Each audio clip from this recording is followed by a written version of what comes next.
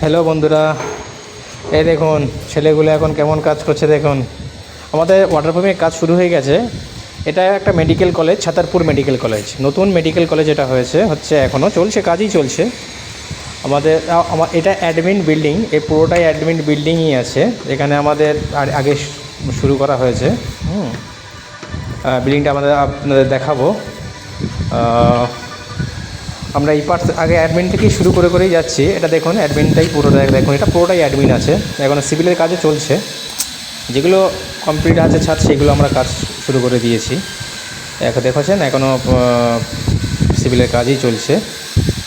আরও পিছনে অনেক বিল্ডিং আছে, প্রচুর বিল্ডিং আছে।